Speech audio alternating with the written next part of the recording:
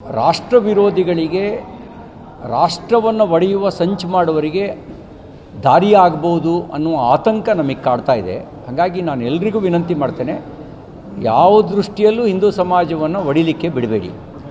ಹಿಂದೂ ಸಮಾಜ ಅಸ್ಪೃಶ್ಯತೆಯನ್ನಾಗಲಿ ಜಾತೀಯತೆಯನ್ನಾಗಲಿ ತನ್ನ ಮೂಲ ವಿಚಾರದಲ್ಲಿ ಪ್ರತಿಪಾದನೆ ಮಾಡಿಲ್ಲ.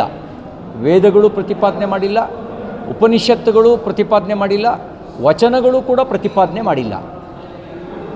ಆಚರಣೆಯಲ್ಲಿ ದೋಷಗಳಿದ್ದಾವೆ. ಆಚರಣೆಯ ದೋಷಗಳನ್ನು ನಾವೆಲ್ಲರೂ ತೆಗೆದುಹಾಕಬೇಕಾಗಿದೆ. ಆ ಹಿನ್ನೆಲೆಯಲ್ಲಿ ಆಚರಣೆಯ ದೋಷವನ್ನು ತೆಗೆದುಹಾಕಿ ಜಾತೀಯತೆ ಮತ್ತು ಅಸ್ಪೃಶ್ಯತೆಗೆ ಅವಕಾಶ ಇಲ್ಲದ ರೀತಿಯಲ್ಲಿ ಹಿಂದೂ ಸಮಾಜವನ್ನು ಸಶಕ್ತಗೊಳಿಸಬೇಕಾದ ಅವಶ್ಯಕತೆ ಇದೆ. ಹಿಂದೂ ಸಮಾಜಕ್ಕೆ ಬುದ್ಧನೂ ಬೇಕು, ಬಸವಣ್ಣನೂ ಬೇಕು, ಕನಕದಾಸರು ಬೇಕು, ಅಂಬೇಡ್ಕರರು ಬೇಕು. ಒಳ್ಳೆಯ ವಿಚಾರವನ್ನು ಹೇಳಿದ ಎಲ್ಲರೂ ಕೂಡ ನಮಗೆ ಆದರ್ಶ ವ್ಯಕ್ತಿಗಳೇ.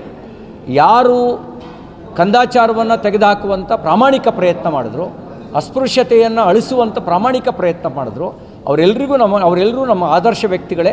ಅವರ ಆದರ್ಶವನ್ನು ಇಟ್ಕೊಂಡು ಸಮಾಜವನ್ನು ಗಟ್ಟಿಗೊಳಿಸೋ ಕೆಲಸ ಮಾಡಬೇಕು. ಹಿಂದೂಗಳನ್ನು ಒಗ್ಗಟ್ಟಾಗಿಡುವಂಥ ಕೆಲಸ ಮಾಡಬೇಕು.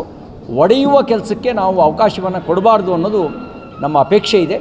ಇವತ್ತು ಹಿಂದೂ ಸಮಾಜವನ್ನು ಒಡೆದ್ರೆ ನಾಳೆ ಅದು ರಾಷ್ಟ್ರದ ಒಡಕನ್ನು ಒಡಿಬೇಕು ಅನ್ನುವಂಥ ಸಂಚು ಮಾಡೋವರಿಗೆ, ತುಕಡೆ ಗ್ಯಾಂಗ್ಗಳಿಗೆ ದಾರಿಯಾಗುತ್ತೆ. ಅದಕ್ಕೆ ಅವಕಾಶ ಕೊಡಬಾರ್ದು ಅನ್ನೋದು ನನ್ನ ಆಗ್ರಹ ಇದೆ.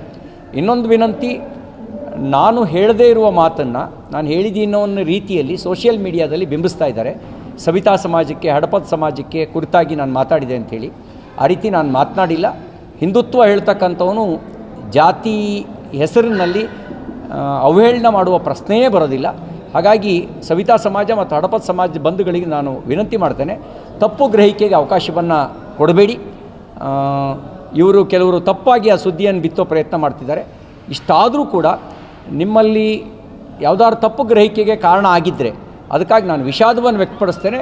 ನೀವು ಅದನ್ನು ಕೂಲಂಕುಷವಾಗಿ ಪರಿಶೀಲನೆ ಮಾಡಿ, ಎಲ್ಲಿಂದ ಬಂತು ಈ ಸುದ್ದಿ, ಯಾರು ಇದನ್ನು ಎಡಿಟ್ ಮಾಡಿದ್ದಾರೆ, ಇದನ್ನೆಲ್ಲ ಪರಿಶೀಲನೆ ಮಾಡಿ ನಾನು ಇದಕ್ಕೆ ಸಂಬಂಧಪಟ್ಟಂತೆ ತನಿಖೆಗೆ ಆಗ್ರಹವನ್ನು ವ್ಯಕ್ತಪಡಿಸ್ತೇನೆ.